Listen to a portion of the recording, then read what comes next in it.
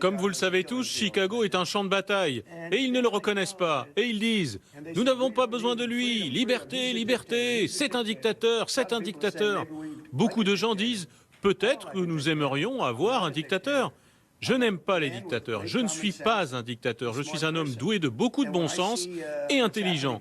Et quand vous voyez ce qui se passe dans nos villes et que vous envoyez l'armée, au lieu de vous féliciter, ils vous accusent de prendre d'assaut la République. Ces gens sont des malades.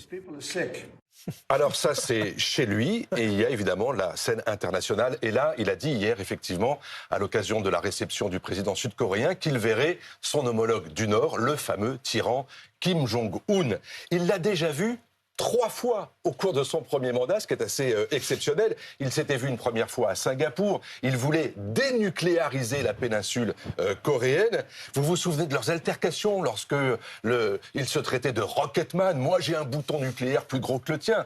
Eh bien, il s'était vu une année plus tard au Vietnam et puis enfin à la frontière des deux Corées et tout le monde s'était dit c'est inimaginable, c'est inédit, c'est incroyable, c'est tellement télévisuel. Sauf que... Oui, mais alors, sauf que, enfin, je veux dire, c'est bien que ce soit télévisuel, voilà, le show, l'affichage, l'image, d'accord, mais c'est le résultat qui compte.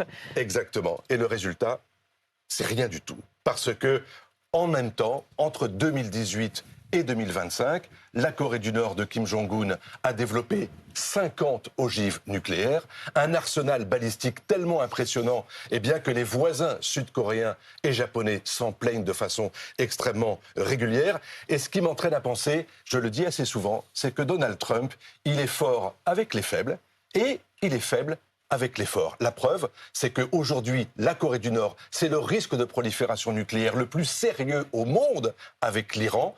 Il a frappé l'Iran, mais les voisins demandent du renfort, de la protection, et ça, pour l'instant, il n'est pas capable de leur en donner, et c'est très inquiétant. C'est